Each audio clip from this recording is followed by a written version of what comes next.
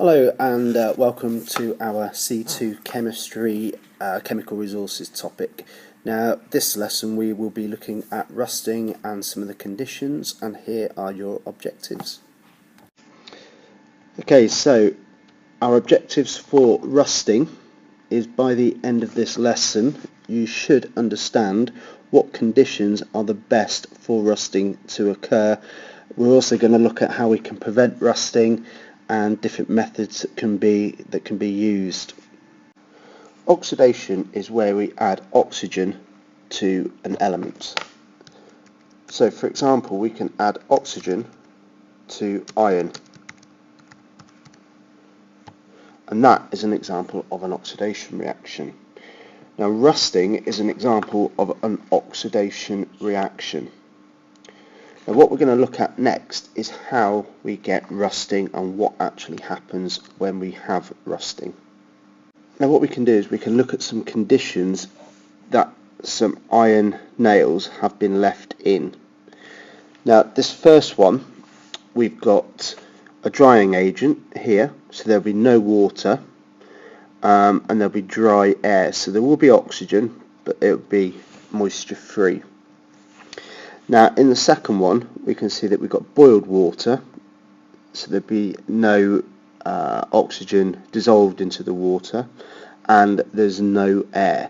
Now you can see that both of these nails are still intact and have their iron shape or iron colour. Now the next one that we can look at here, we've got water and we've got air, so we've got oxygen in here and we've got the water here, and you can see that we've changed the colour to red, and that's because we've formed something called iron oxide. Now the next one, we've got water and air, same as this one, but instead of having an iron nail we've got an aluminium nail. Now what's happened with this one is that we've had a similar reaction, that we've formed aluminium oxide on the outside, but this time the aluminium oxide has made a coat going around the outside of the nail.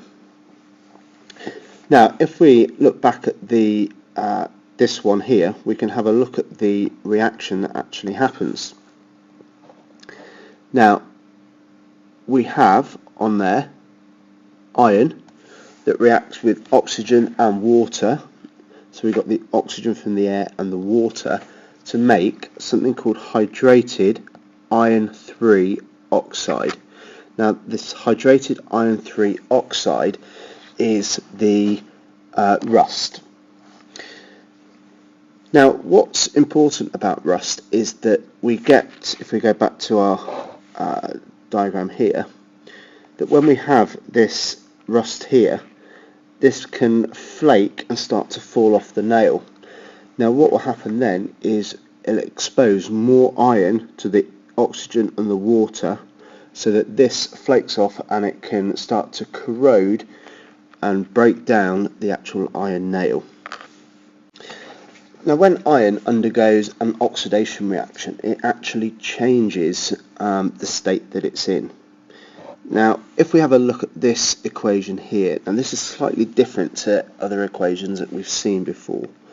Now here we've got iron, which is Fe. Now what happens is this iron loses 3 electrons. Now electrons have this negative charge. Now because they've lost that negative charge, they leave an iron, what we call a 3+ ion. Okay, now just so we understand, the spelling of iron in the metal is IRON, whereas the Fe3+ is ion. Okay, so ION. Okay, it's important that we understand the difference. Now this again is an example of an oxidation reaction. As well as adding the oxygen to the iron, we've lost 3 electrons from the iron, and these 3 electrons have gone to the oxygen, and that's what we understand as oxidation. Now we have looked at the corrosion of aluminium and the corrosion of iron. Now they both have very different reactions.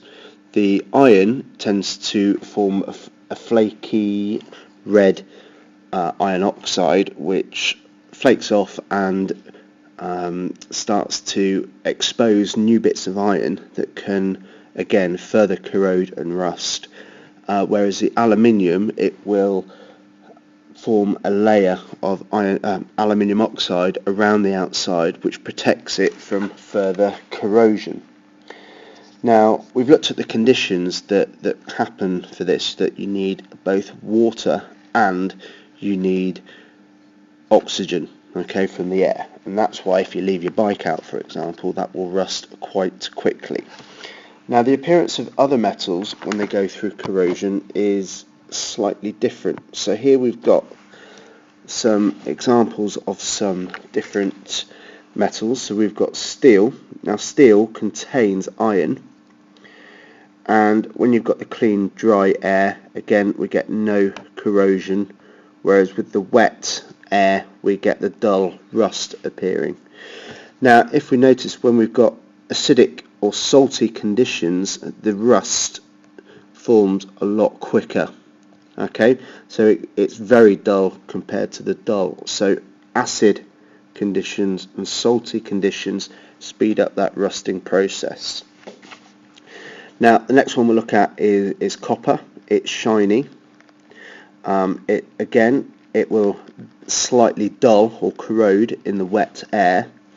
Now here, when you've got the acidic and salty, you form a green layer.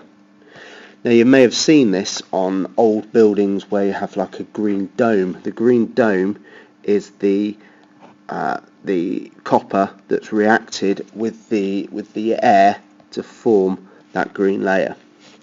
Now again, aluminium, we've already seen, it remains relatively shiny in the wet air, and then with acidic conditions and salty conditions it will slightly dull.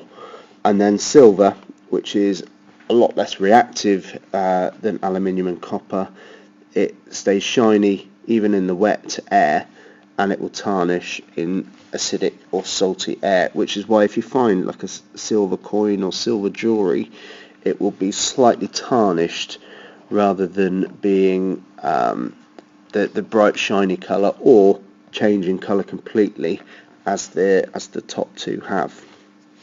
Okay, so what have we looked at today? We have looked at rusting with the correct terminology of corrosion. We've looked at oxidation, which is two things: the addition of oxygen to a metal, for example iron reacting with oxygen forming iron oxide. We've looked at rust, which uses water as well as oxygen from the air to form hydrated iron oxide. We've also looked at the aluminium. When that corrodes, it forms a protective layer over the top, and we've also looked at some of the properties of or the reactions of some other metals when they react with dry air, wet air, acidic and salty water conditions. Anyway, I hope you've enjoyed this lesson, and I will see you next time. Bye bye.